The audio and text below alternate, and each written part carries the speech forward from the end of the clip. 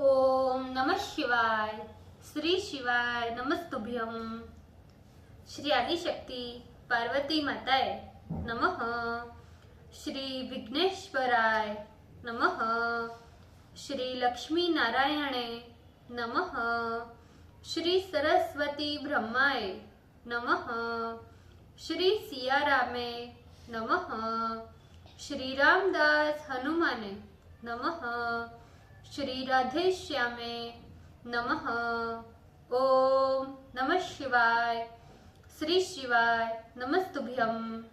हे शिवजी, તમારી કૃપાથી હું આ શિવ પુરાણ વાંચી રહી છું અને મારી મમ્મી, બેન અને તમામ શ્રોતા શિવ પુરાણ સાંભળી રહ્યા છે।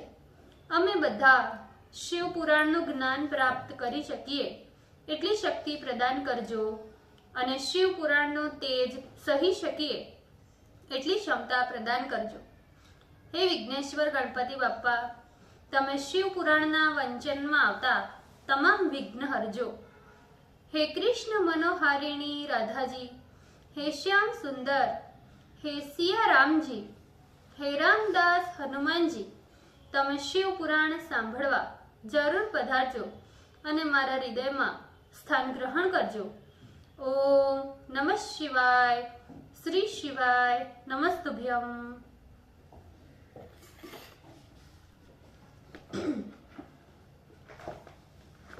छठी संहिता, पेज नंबर 1550, तृतीय अध्याय, ओंकार स्वरूप एवं विरजा होम का निरूपण।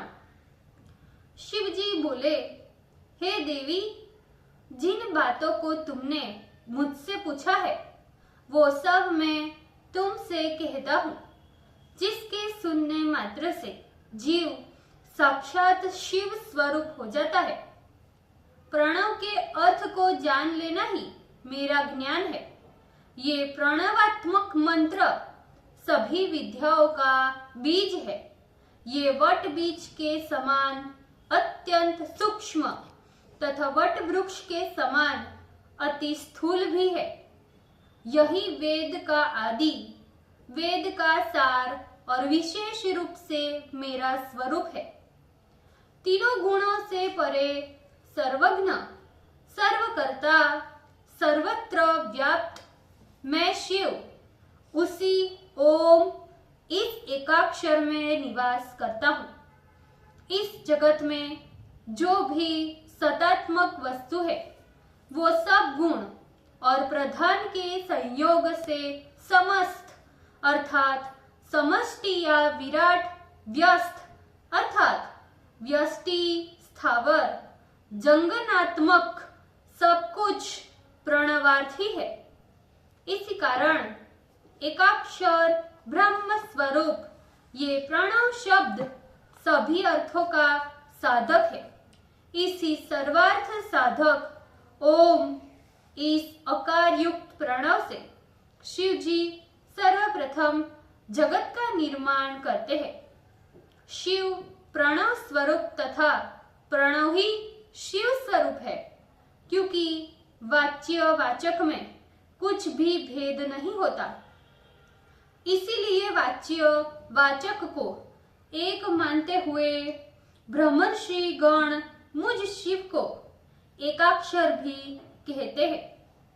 हे परमेश्वरी, इस कारण प्रणव को सबका कर्ता समझो। मुमुक्षु मुझ परमेश्वर को निर्गुण, निर्विकार जानते हैं। हे देवेशी, काशी में जीवों को मुक्त करने के लिए मैं उन्हें अंतिम क्षण में इसी प्रणव मंत्र का उपदेश करता हूँ।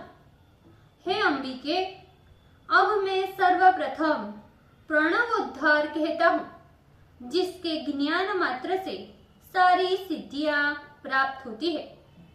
प्रथम अकार में निवृत्ति कला का उद्धार करें, उकार में ईंधन कला का, मकार में काल कला का, नाद में दंड और बिंदु में ईश्वर कला का उद्धार करना चाहिए।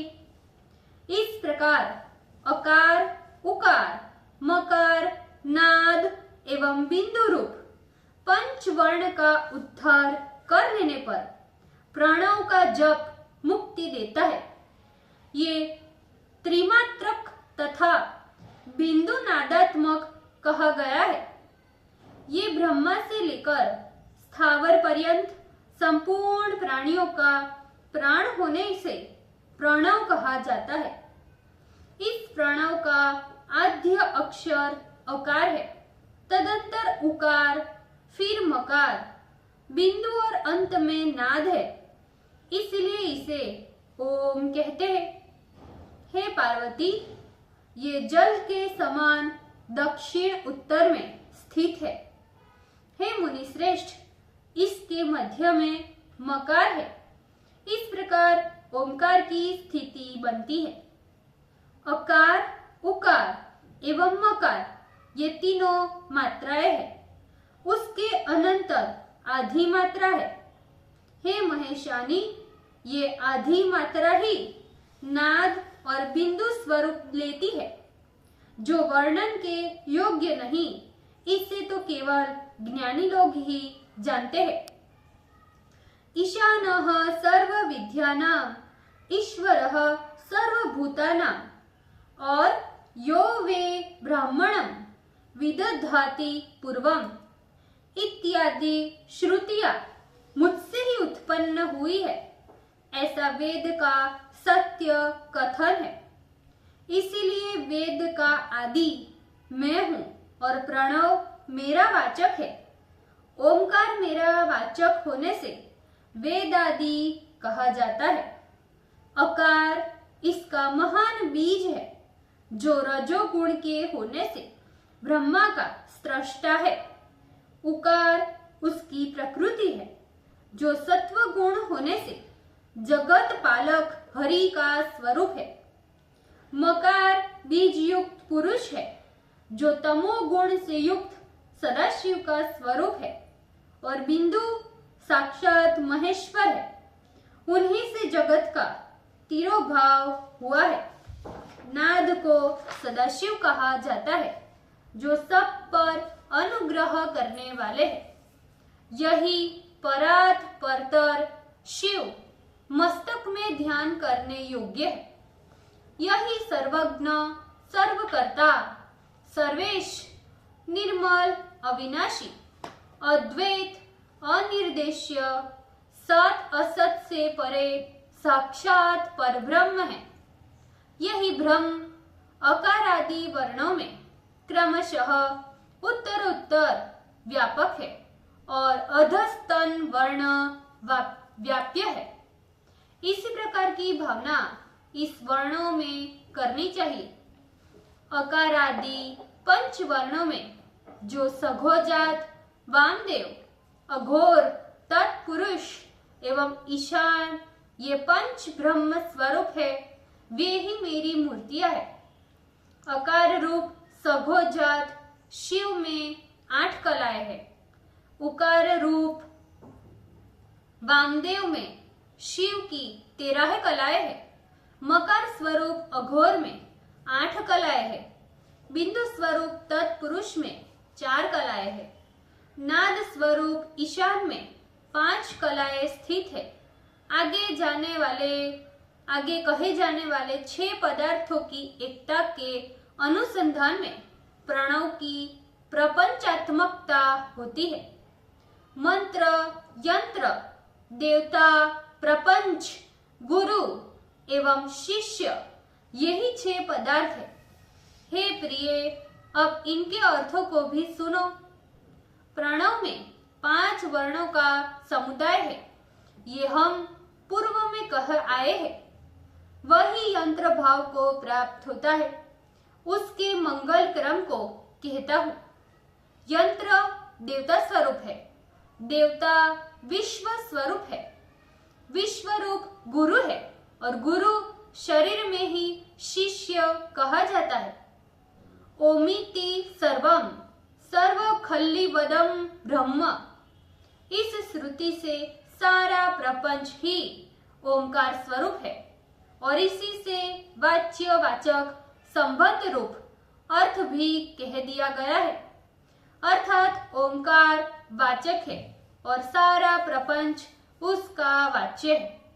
हे देवेशी, मूलाधार, मणिपुर, इसके अनंतर, ऋतचक्र, विशुद्धि, आज्ञा, शक्ति तथा शांति और परतत्पर, शांत्यतीत ये प्रणव के 8 स्थान है और जिसे दृढ़ता पूर्वक वैराग्य हो गया है वही इस प्रणव का अधिकारी बनता है। हे देवी, जीव और ब्रह्म की एकत्व भावना से ही इस प्रणव का मैं ही विषय हूँ। इस प्रकार प्रणव का विषय तो कह दिया, अब संबंध को सुनो। जीव और परमात्मा तथा मेरे सहित प्रणव की जब एकता बनती है तब उनका वाच्य वाचक भाव ही संबंध बनता है।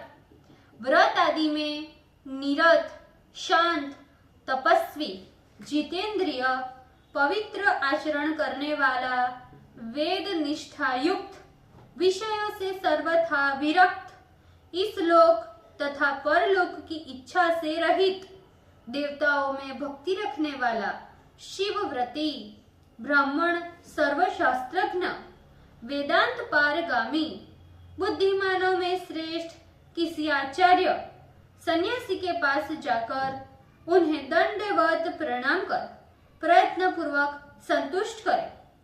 शिष्य को स्वयं शांति आदि गुण से युक्त एवं शीलवान होना चाहिए। बुद्धिमान शिष्य को ये जान लेना चाहिए कि जो शिव है वही गुरु है और जो गुरु है वही शिव है, ऐसा सोचकर अपना विचार निवेदन करें। ओम नमः शिवाय। श्री शिवाय नमस्तुभ्यम। ભૂલચૂક માફ કરજો શિવજી, કૃપા રાખજો। આજના શિવપુરાણના વંચનનું પુણ્ય મને પ્રદાન કરજો શિવજી। ઓમ નમઃ શિવાય। શ્રી શિવાય નમસ્તુભ્યમ।